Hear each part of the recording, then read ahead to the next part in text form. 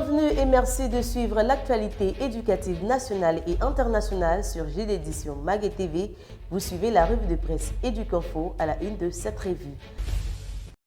Le ministère de l'Enseignement technique, de la formation professionnelle et de l'apprentissage signe un partenariat français du BTP.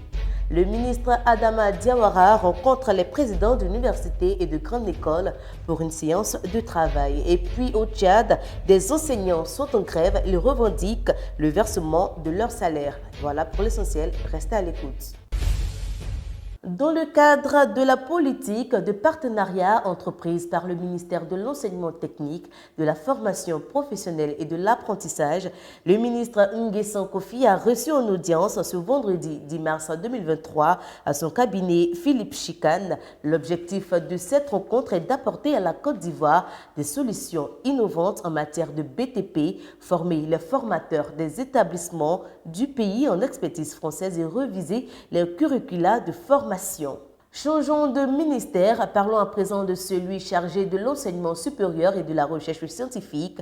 Le ministre Adama Diawara rencontre des présidents d'universités et grandes écoles publiques.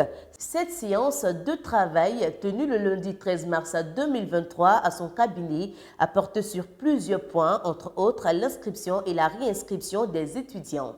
Toujours avec ce ministère, BTS Soutenance 2022, la date du retrait des attestations d'admission prorogée au 24 mars 2023. Parlons à présent de l'université Félix Houphouët-Boigny d'Abidjan-Cocody. Ils sont 40 étudiants du département d'allemand qui ont reçu des diplômes de fin de formation en licence et master. C'était à l'occasion de la deuxième édition de la journée d'excellence.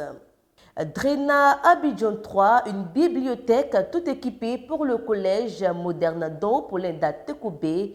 Les élèves du collège moderne d'Opolinda Tekoubé sont en liesse depuis le jeudi 9 mars 2023 et ce à l'occasion de l'inauguration de leur bibliothèque tout équipée offerte par une association et une fondation.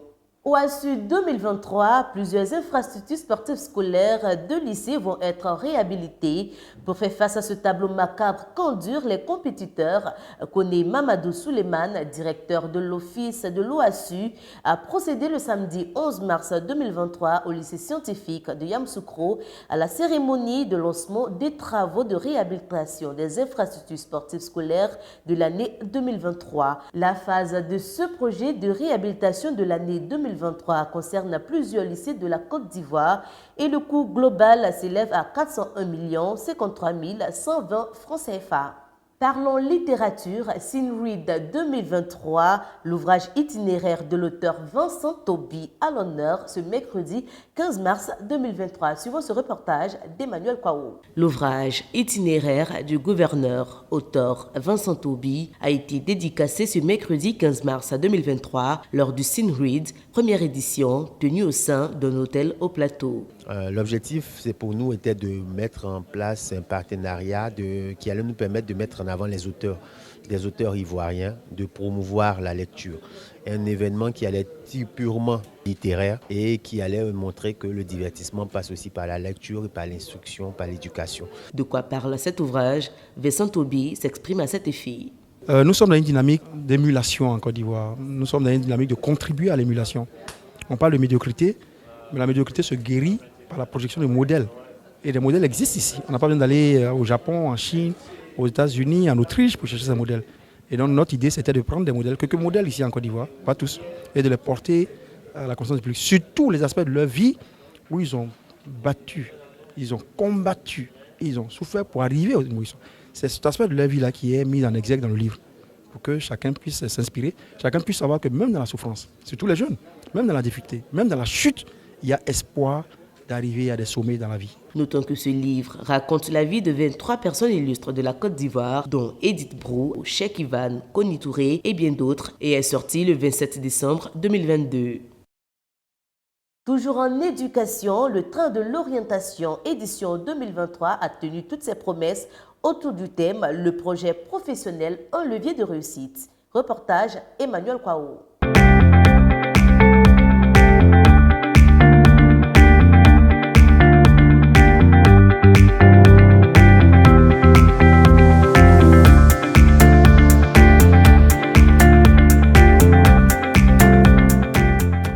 les filières que nous avons choisies par rapport à notre projet d'études ne sont pas dans les différentes universités que nous avons visitées.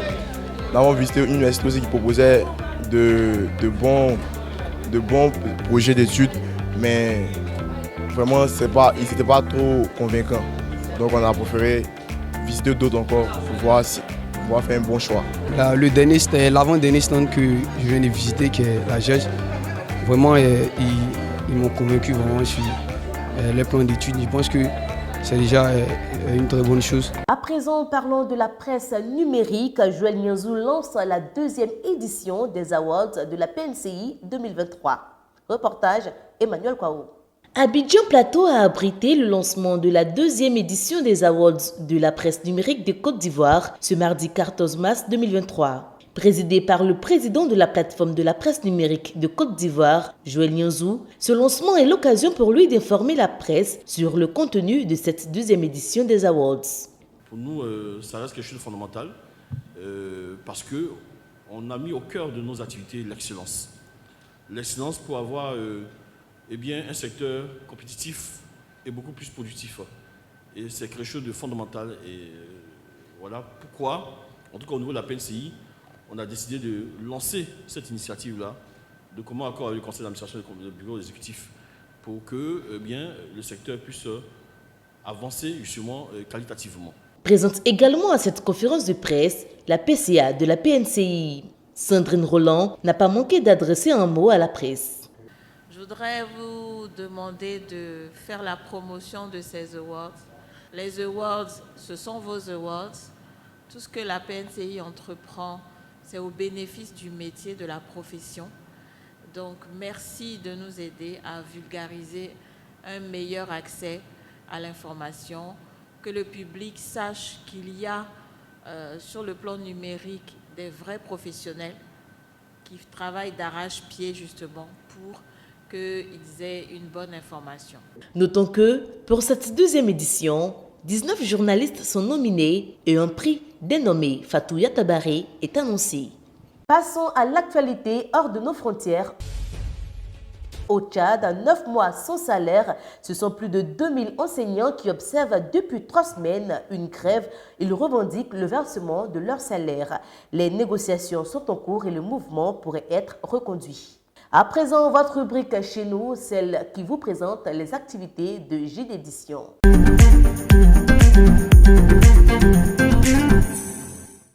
JD Édition présente ses œuvres et ouvrages au Train de l'Orientation édition 2023. La maison d'édition JD Édition était ce mercredi 15 mars 2023 au lycée classique d'Abidjan Cocody pour la présentation de ses ouvrages et de ses œuvres. Reportage Emmanuel Kwao. La maison d'édition JD Édition était au lycée classique de Cocody pour le Train de l'Orientation édition 2023. Comme à l'accoutumée, un stand a été pris à cet effet afin de présenter les différentes œuvres et ouvrages de JD Édition aux élèves et responsables d'établissement. Les œuvres de JD Édition sont de bonnes œuvres parce que moi je suis adepte de ces JD Édition parce que j'aime beaucoup les œuvres qu'ils nous proposent. À l'intérieur, on trouve beaucoup de bons exercices qui nous permettent, nous, élèves, en classe de terminale, de pouvoir bien préparer le bac et avoir le bac avec la mention très bien. Nous remercions tous nos partenaires dont JD Édition qui nous accompagnent sur le train de l'orientation et nous souhaitons que ce partenariat continue jusqu'à la 12e édition du Salon de l'orientation qui se tiendra donc cette année à Abidjan, Daloa et Boaké. Cette aubaine fut aussi un moment pour présenter aux visiteurs JD Édition Mag TV et son magazine, le numéro 2.